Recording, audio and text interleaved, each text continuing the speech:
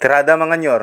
So karon kay ulan-ulan man, so akong plano nga magluto ko og ribs kay lami kay higop og sabaw. Ug syempre nahugas sa taog kaldero diha mga nyor para atong gamiton. Alangan unsa may atong gamiton kung wala tay kaldero. So mura na ang among gisagol mga nyor, patatas ug Chinese pichay. Gamay ra na atong sagol mga nyor, kay gamay ra man po na atong karne mga nyor. So tama-tama lang atong ibutang diha sagol. So atong gibuhat diha mga nyor, gitimplahan na siya daan unya nagulat lang ko nga mahubsa na siya. Para nga mutuhop gyud ang lasa mga nyor sa karne ba. Unya pagaman gilunod na nato na diha ang patatas, unya gisunod na to ang Chinese pichay, unya giukay-ukay na nato na diha mga nyor aron nga ma-mix pud siya. Nya pag human diha mga nyor, ako na dayon na siyang gibutangan og tubig nga duha ka baso. Nya gibana-bana ra gud ako nga mulapaw-lapaw ra pud sa atong karne og sa sahog mga nyor.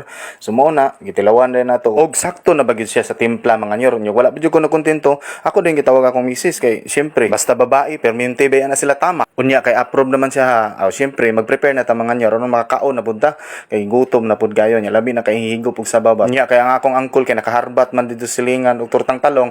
Giapil na lang pud niya diha aron nga dungag-dungag pud sa mong sudan kay mora man pud yung tawo na mong sudan mga nyor. Ug syempre bago ta mukaon mga nyor, magpasalamat gyud ta sa mga grasya nga bisan pa og gamay or madaghan ato gina siyang pasalamatan mga nyor. Unya diha mga nyor, naguna na lang kaon sa akong uncle mga nyor kay timing pud kayo nga naapoy business gilakwan og kadali akong asawa.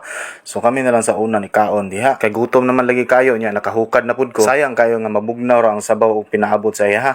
Pero ako lagi siyang gihulat mga nyor kay aron nga inikaon niya napud siya kauban ba bisan human ako kaon ana man na siya mga nyor di ba, aron nga dili pud siya laayon inikaon niya nya tanawa dagko kay siya gyungit. So moro to mga nyor, daghan salamat sa pagtan-aw.